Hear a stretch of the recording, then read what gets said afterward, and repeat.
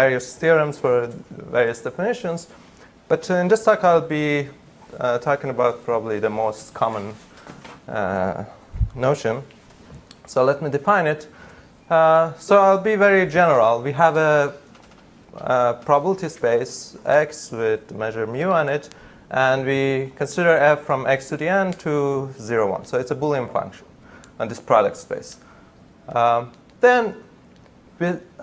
So I want to define the influence of the jth variable on f. So what I'm going to do is I'll sample first x1 to xn, so each are according to this probability space. So each one will be independently drawn using the measure mu. And I make another sample for xj. So I redraw xj, let's call it yj. So yj is again another independent random variable chosen according to measure mu. And I look at the probability that f of this, the first set of variables, is not the same as f after I resample the jth variable. Okay, so there's a chance that, for example, when this is a discrete space, that these two actually are the same. So that will also is considered in this definition. Now, the main thing I'm interested in is the total influence, which is the sum of all these influences. So for every variable, I look at the influence of that variable on f and add them up. So let's look at an example to just get comfortable with the definition. So the most common setting is you have just a uniform distribution and 0 and 1. So each variable is 0 with probability half and 1 with probability half, an unbiased coin, basically. Now I have a function from 0, 1 to the n to 0, 1. Let's look at a particular function, which is a parity. So just count the number of ones and see if it's even or odd. And then according to that, we are 0 or 1 for the value.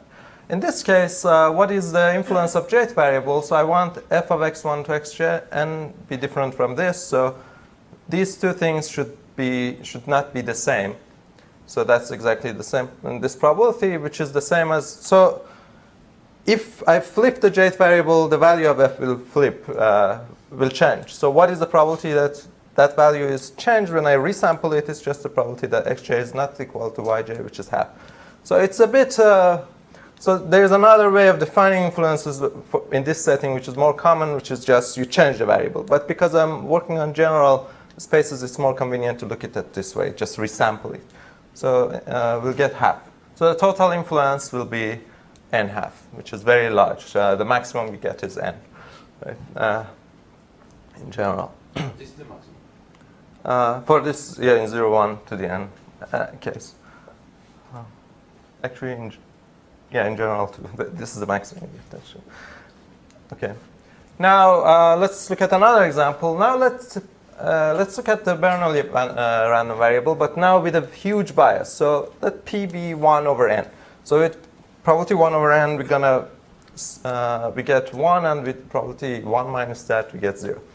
Now let's consider any arbitrary function. So now f is from 0, 1 to the n, but endowed with this mu p to the n, basically, to 0, 1. Now what is the influence of jth variable?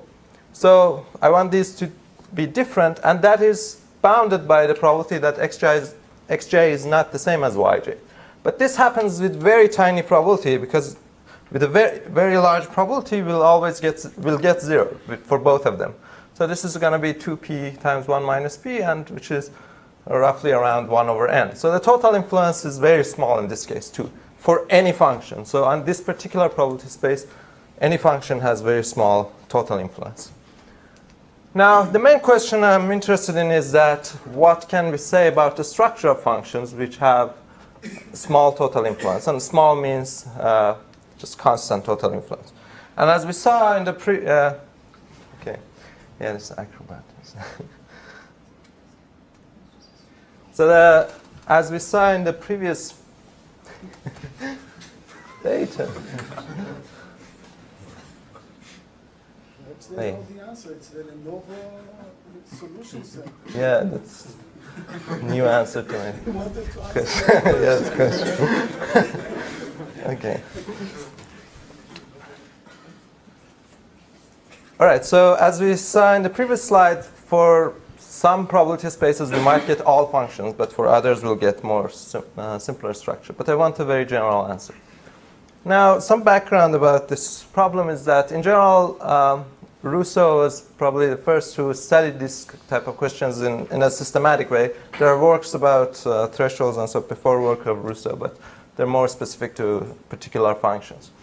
And then an important result in this direction is the famous inequality of KKL inequality due to Kankali and lineal, which considers the uniform measure on 0, 1 to the n. And there are extensions to this p-bias setting by Talleyrand. And Ehud basically, he looked at this proof of KKL and realized that it gives actually a structural theorem for functions from 0, 1 to the n to 0, 1 with small total influences with the uniform measure. So this case is basically fairly understood using the fairly well understood using the theorem of Friedke. Is that Kalai-Friedke? No, this is The uniform? Okay. There's some controversy. Yeah. This is your paper in combinatorica. And then later he looked at this p-bias case, which is way more complicated, and he found a complete characterization of graph properties with this setting. So I'll explain later what does graph property means in this setting. Basically, graph properties, we can think of graphs as functions, and then you can look at this Erdős-Rényi graph, and then these functions are really important there. And he found a complete characterization of that, which is a very complicated and nice proof.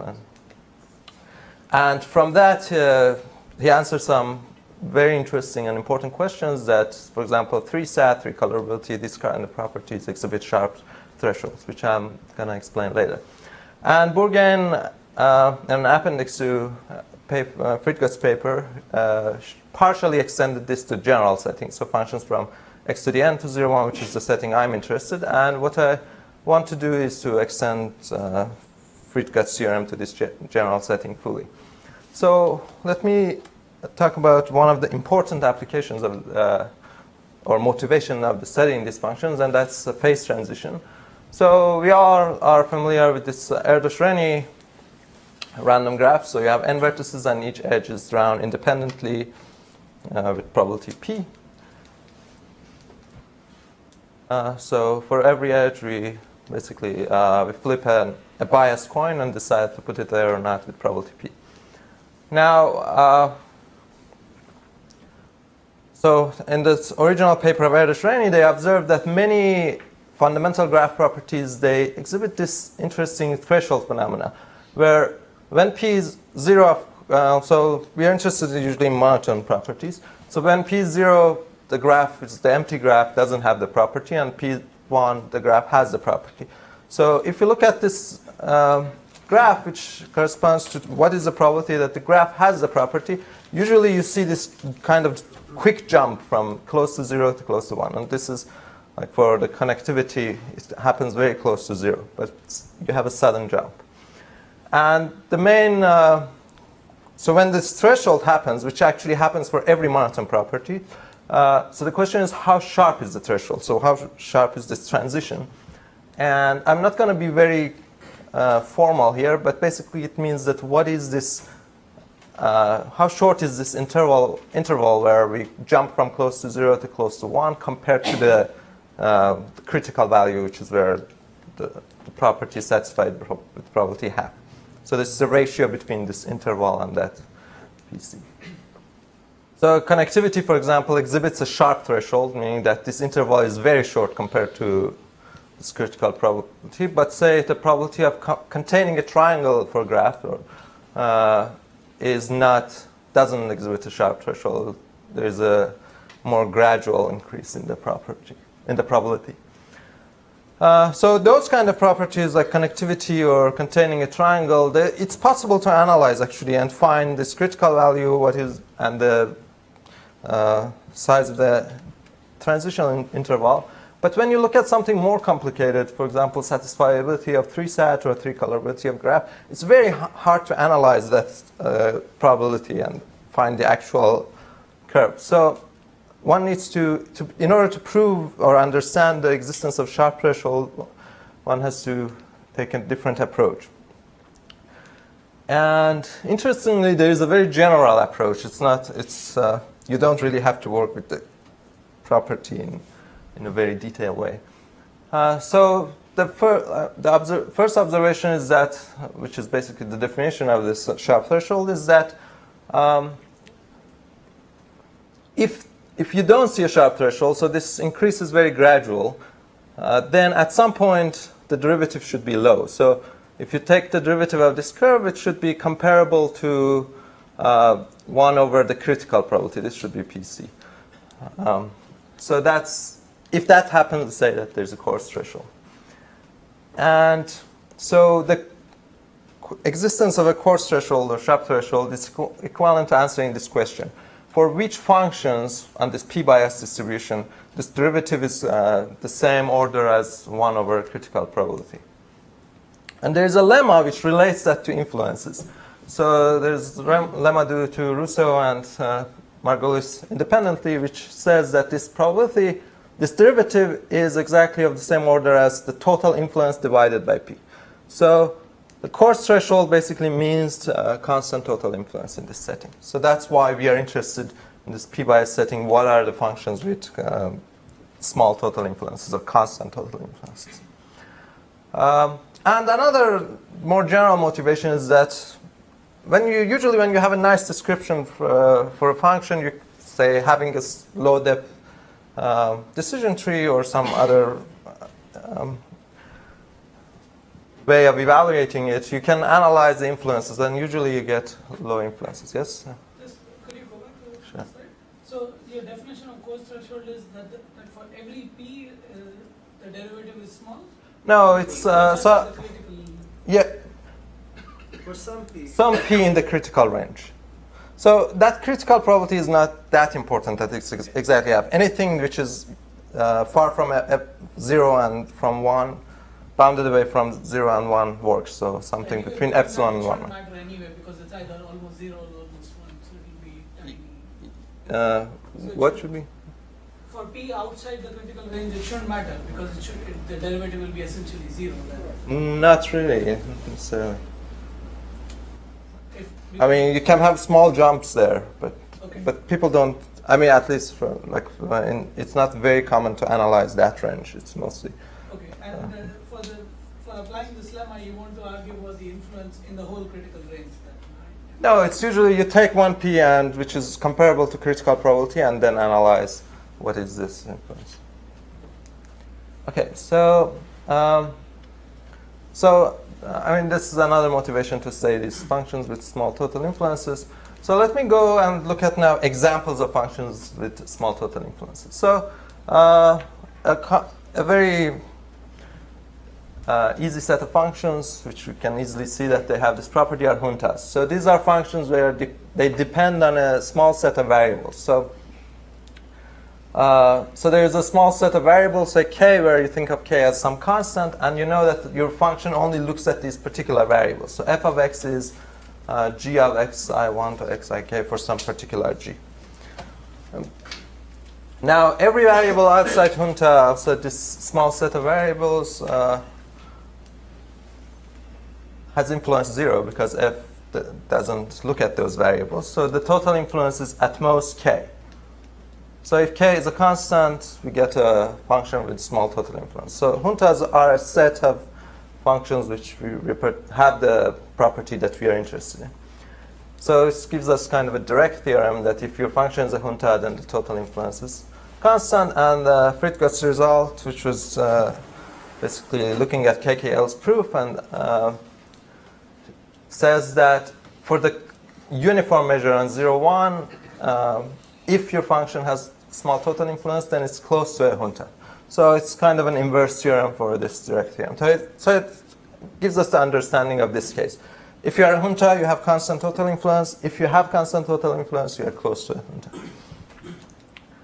So this is a more precise formulation. So for any epsilon, you get a junta which has dependence on epsilon, the number of variables you have, and those functions, and epsilon controls your error. That's how close are you to a junta. And you can easily extend the proof to P by S measure where P is a constant, just because you get some dependency on P. But this completely falls apart when you look at small p's, where p is of this order, n to the minus some constant. In this range, the proof doesn't tell you anything. It says it's an n junta, which means just it's a function. And this is the range we are interested for, or people are interested for the threshold application. Most interesting properties, like being three-colorable, or 3-sat, satisfiability, they are in this range where p is very, very small. So it doesn't tell us anything for these kind of problems, or connectivity, which is log n over n. So let's look at now another set of functions which have this structure, a more general thing, which I call them pseudo-Juntas. So I can give you, the definition is a bit involved. Now we have a collection of constraints or functions, same thing, which are indexed by subsets of n. So for every subset of n, S, I have a function js from x to the n to 0, 1, which depends only on coordinates in S. So I can think of it as a constraint over variables indexed by elements of S. Right, so think of 1 as being satisfied, the constraint is satisfied, and 0 doesn't satisfy. And it only looks at those variables. So it only depends on coordinates in S, JS. Now, for a particular x now, let's define the set of active coordinates of x to be the variables which are in some satisfied constraint. So it's the union of all those S such that the corresponding constraint is satisfied. Js is equal to 1 for this x. So you look at all these satisfied constraints. Each one of them has some variables, and look at all those variables. It gives us some subset of coordinates of x. Let's look at an example. So let's look at the 0, 1 case. And my constraints are the following. They're only on these sets, consequent elements, I and I plus 1, and the corresponding constraint is satisfied if both of those variables are 1. Now, if you look at this particular x, say 0, 1, 1, 1, 0, 1, 1, 0, 0, you see these two variables, they satisfy some constraint. They're both 1, and they're consequent. So these two, they're underlined. And then these other two, they satisfy another constraint. Again, there are two consequent coordinates which are both 1, so I overlined them. Then there is these two also satisfied. So these 5 coordinates, S2, S3, and S6 are satisfied. These 5 coordinates are my active set of coordinates. Okay, so each of them is in some satisfied constraint.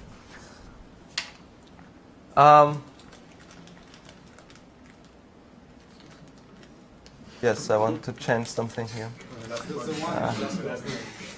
Yeah, there's a 1. It's not something. Yeah, but it's not that all the 1s are going to be satisfied. So if I can change some variables and still get the same set of active coordinates.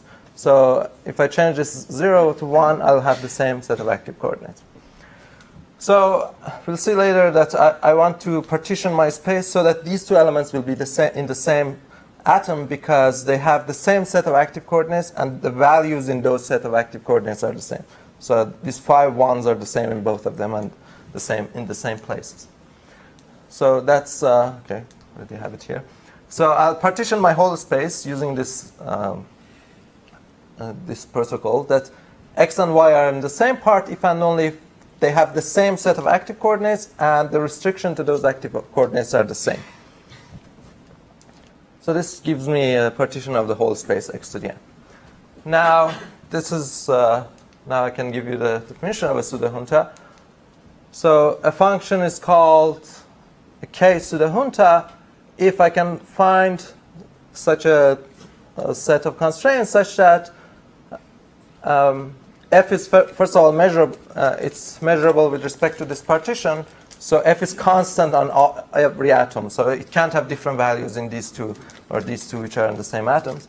And the other constraint is that this K thing is that if I pick a random X using my probability distribution, then the number of active coordinates in average is small. It's bounded by K. Okay, so I don't want to have many active coordinates in average, and also I want to be measurable with respect to this partition. Okay, so another thing is that this is a generalization of a K-Junta. K-Juntas are also K pseudo-Junta. You can easily see by just putting the constraints on those K variables, which matter in a Junta. And so an observation is that, now let's look at X and Y, which differ only on one coordinate, which is the case we are interested when we look at the influences. Then, so let's look at these two, for example. This is 1, this is 0 here.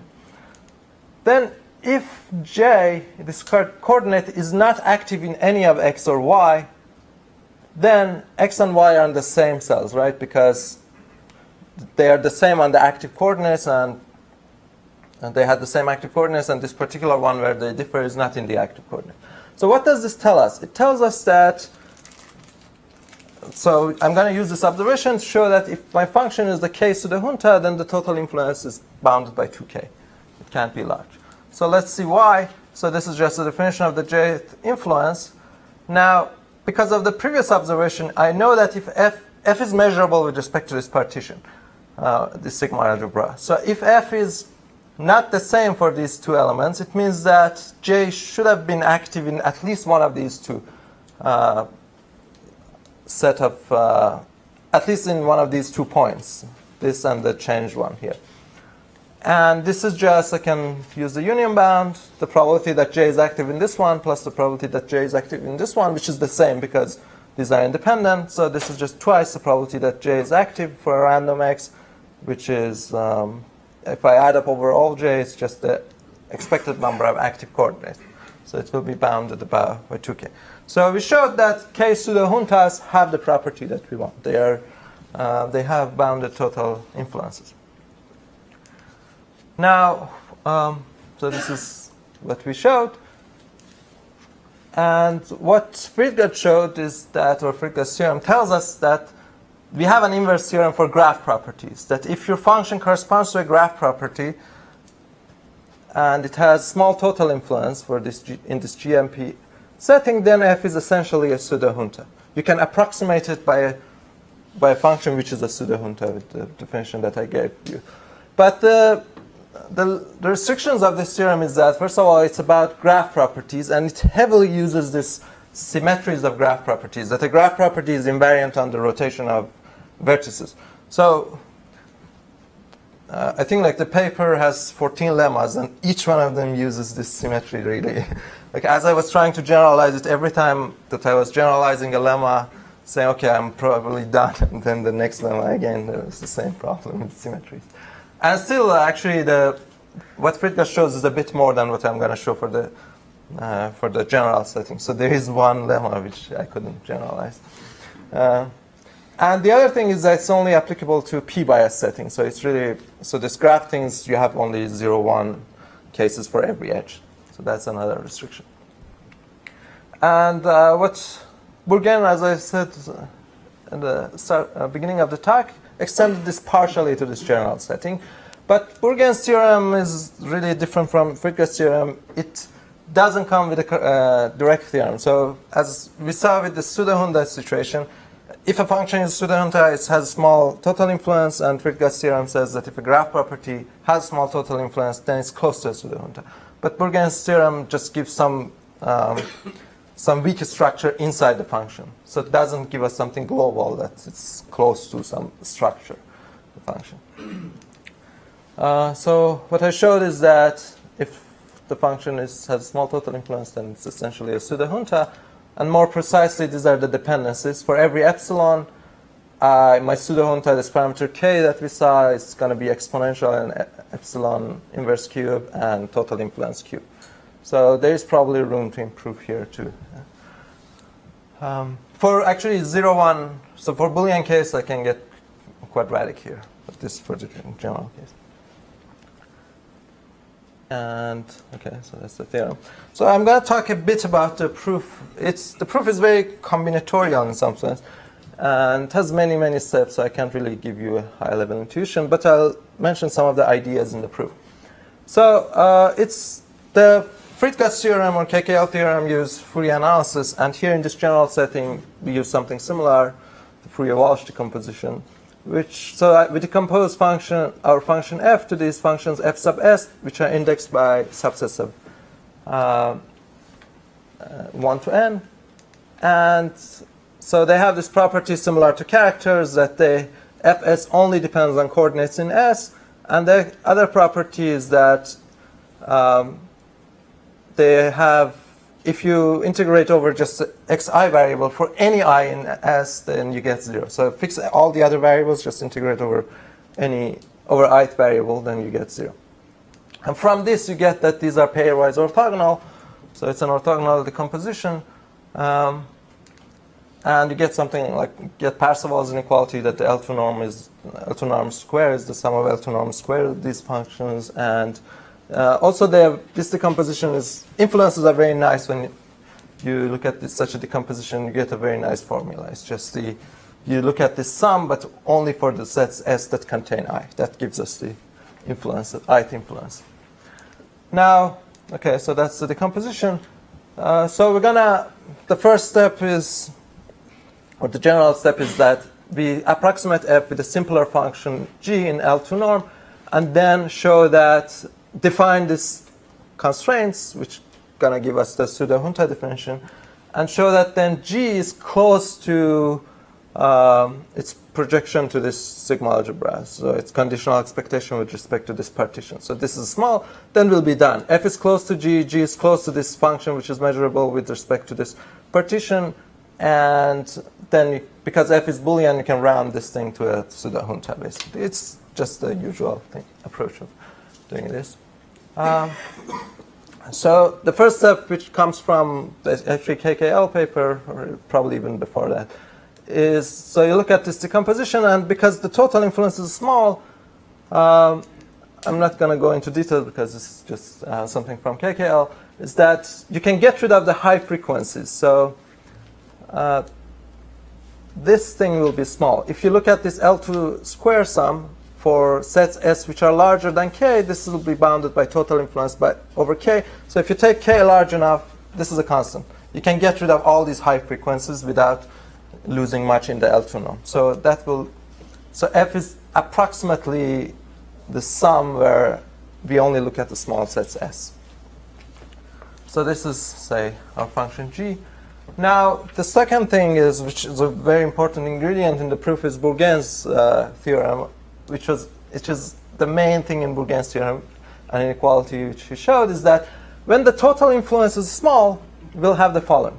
So by Parseval, L2 norm of f squared is the sum of L2 norm squared of these fs's, right? So this is just the Parseval. But now he showed that we can restrict these integrals only to points where fs is larger than some constant. So fs ranges from 0 to 1, and actually most of the time is very small when p is small. It's very close to 0. And I showed that the part which contributes here are only the ones where actually fs is huge, which is larger than some constant. This approximation will depend on epsilon 1 and total influence. Okay, and then, so this gives us some idea how should we define our constraints. The constraint Js is defined as 1 if fs of the point is larger than this epsilon 1. So we want to look at for this set of S, only look at the part where actually this function fs that we had is large, where it should matter in this sum. Yes? What does epsilon 1 depend on the domain? The Uh, underlying x? doesn't depend on that. Any probability distribution on x and epsilon 1 is independent? Yeah, just depends on total influence. Is Bourgain's theorem, I mean, does it easily extend to any x? Or?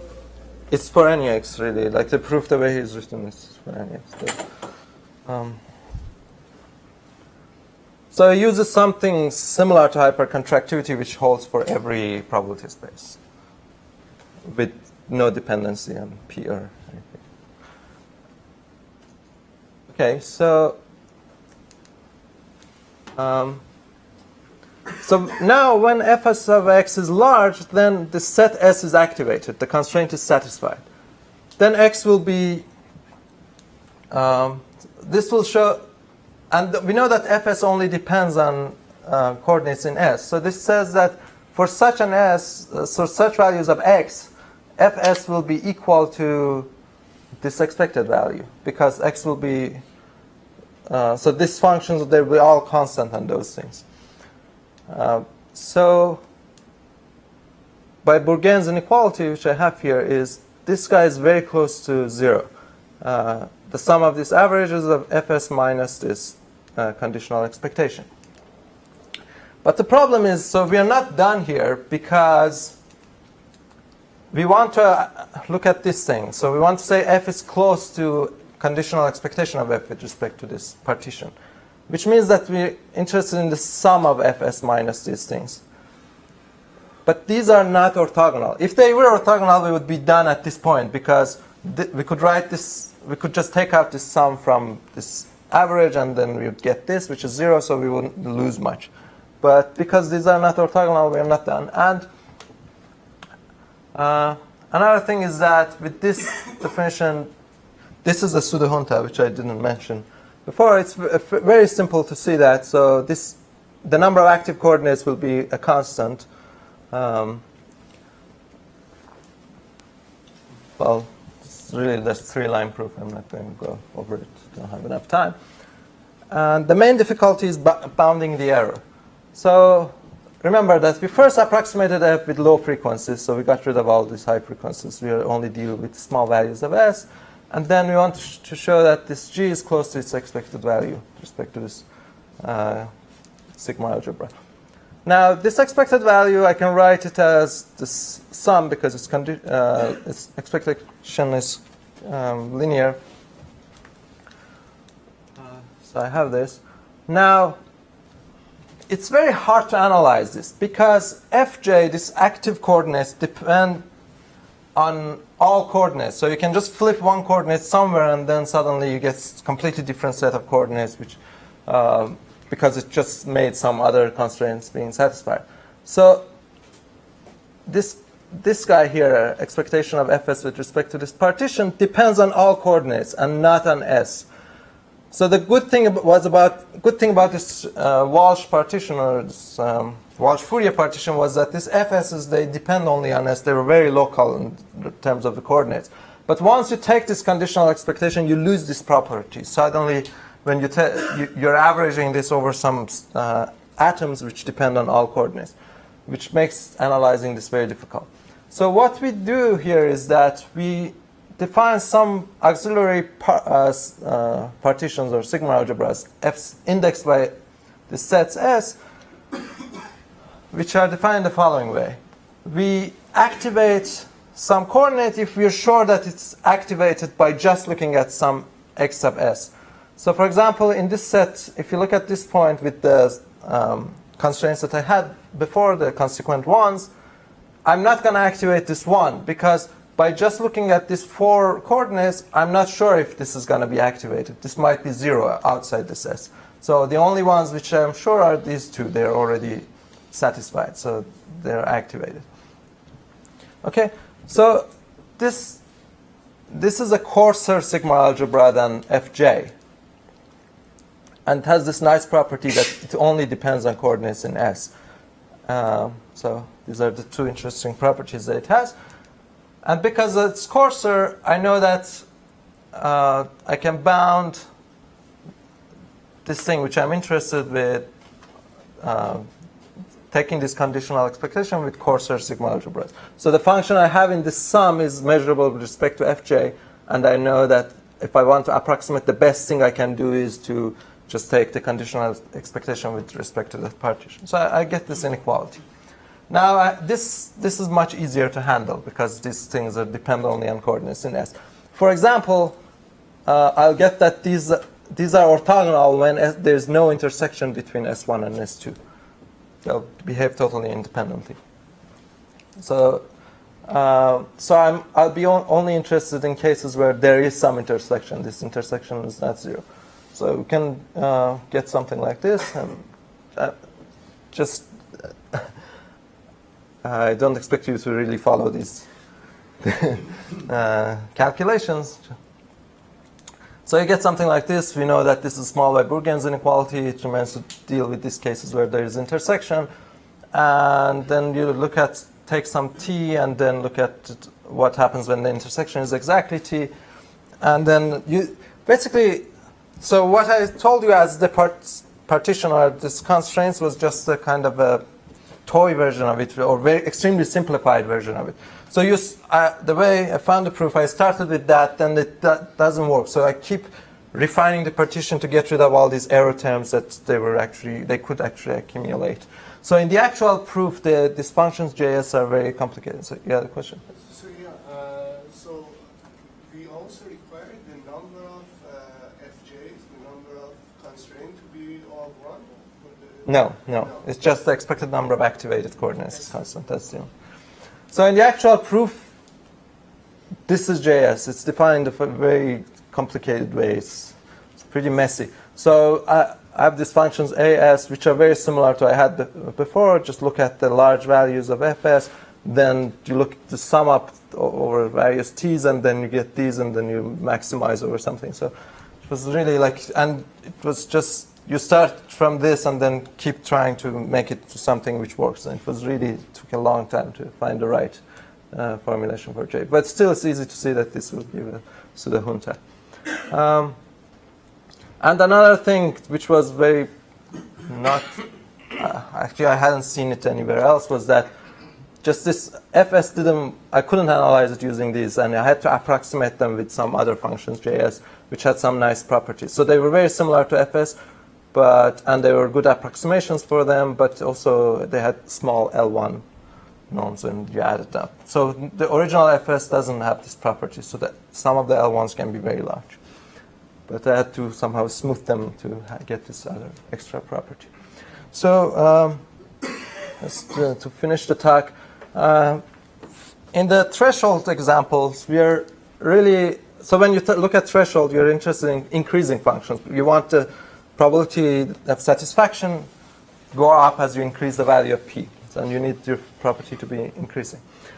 So something which follows from Friedga's theorem is that if you have a increasing graph property and it has coarse threshold or equivalently small total influence, then you can find a small set of coordinates such that if you set them to 1, or if you put those edges there, then the probability that your function satisfies the probability will go as close as you want to 1.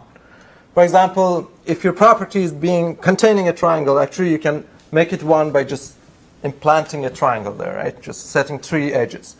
But also, if your property is, say, being non-bipartite, that's again, you can, same thing, yeah, same triangle works. But you can cook up examples where you can just you can't really get 1 with putting just small set of edges, but you can make it as close as you want to 1. And what Bourgain showed, so this is actually what Bourgain showed, is that you can move it a little bit. So you can set these coordinates to 1 such that you boost the expected value by a bit, by some delta, which is a constant. But his proof doesn't imply that you can get it as close as you want to 1. But you can get, so using the structural theorem that I mentioned and combined with FKG inequality, you can say that this goes up to, you can make it as close as you want to 1 by setting a small number of coordinates when your function is increasing. Let me close with 2 open problems. One is actually from Friedga's paper, which is what I couldn't, it's that lemma which I can't generalize basically, is that suppose your function is increasing and you're actually in this p-bias setting. Then the structure theorem that Friedga shows is that your function is close to an increasing function which is generated by small minimal elements. Or for people in computer science area, maybe they're more comfortable by saying that it's very close to a DNF with only positive literals, which all clauses are of constant size. So you can approximate it with that. So, for example, now in the being non-bipartite in the graph case, you can look at these things of containing odd cycles and then up to some constant. Then you get better and better approximations. And well, now that I have this structure theorem, to prove this, you need to show that every k-pseudo-Junta, which is increasing, is close to a DNF with bounded size of classes. So it looks like a very combinatorial problem. We don't deal with influences anymore. It's just, you know, you have the k-pseudo-Junta actually, you know, your function comes from these constraints, and you want to get rid of all these cases of large constraints and I don't know, get an approximation with a DNF. And the other conjecture is that in the setting 0, 1 to the n, which actually captures the whole general case, we're working with separable probability spaces. If your function is increasing now, you can find a small set of coordinates such that either setting them to 1 will give you something close to 1, or setting them to 0 will give you something close to 0. You can't just have one of them. It's not true. You have to have this kind of dichotomy. How does that relate to what you just proved in the previous slide?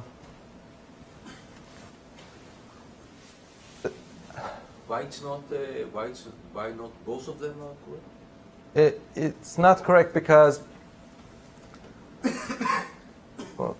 The and of when yeah. p is 1 over n. And So for example, yeah, when p is 1 over n, if we look at that case. So the way it relates to, I mean, it doesn't relate, but it seems that you have now this structure, and you should be able to answer such things, knowing that you understand the structure of the function. But yeah, I can't do it. So okay, so yes. Just the previous slide, you showed it for discrete setting? Or? Yes, yeah. So if your function is 0, 1, from 0, 1 to the n, and p is small, then you get this case. Actually, for that, you need p to be smaller, less than half. And when it's p is very large, larger than 1/2, then you can get this one. But this should combine both in some way. Okay, so thank you for listening.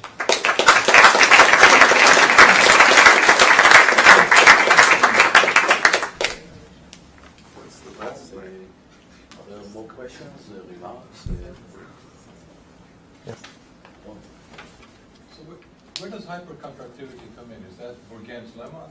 Yes, actually, in my proof, it doesn't. So you don't use hypercontractivity? No, I use just Bourgain's inequality, which uses that. Yeah. Yeah. It doesn't use reading like. No, it doesn't use, but it uses something similar. So what does this use? So this is square function inequality that you can write it, I think.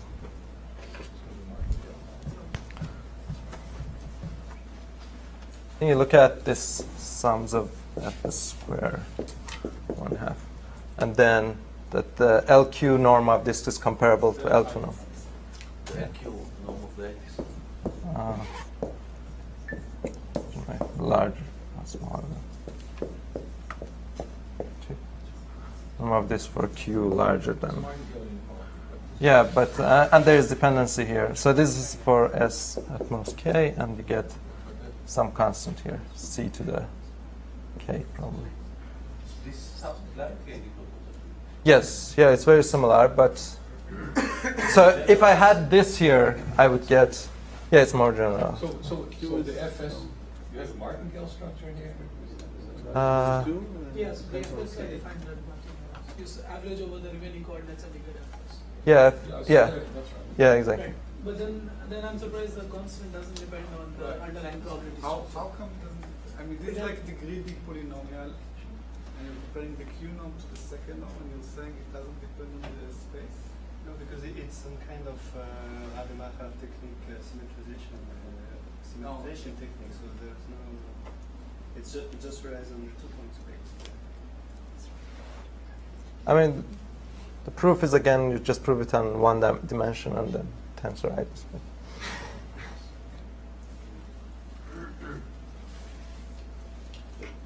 ask a question?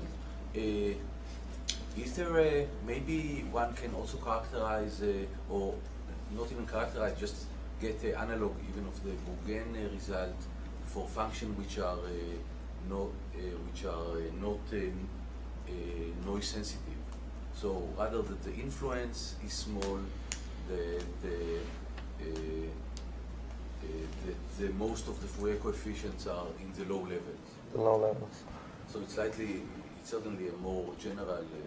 But wasn't the first step just truncating the function and looking only at the low level and Okay. then continue from there? So, I mean, the only place where you used the No, but Bourgain's theorem uses that the total influence is small. So so essentially maybe you can extend Boolean's theorem to the case where instead of the condition total influence is small, Yes. the most of the Fourier coefficient is the low level, which is more general, and maybe the condition should be modified. So what happens in the just uniform?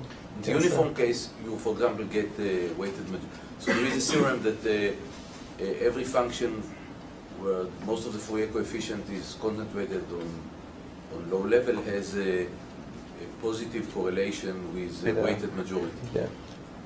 So it need not be a weighted majority, but it only a positive correlation. Yes. And this includes also junta in some sense, but it's more general. It includes also majority. Then do you get a structure theorem that? has No, you don't functions? get the structure. You Just get correlation. Okay. Just get the first Weak, step, which yeah. is Okay. slow. Yeah, that's interesting. Maybe in this case one can get a correlation with some structure, but I don't know. Yes. Who coined the term junta? I did. South America, what you... No, I coined it. Okay. I apologize. No. For this application, not In this context, yes. in this context. It's a question I have.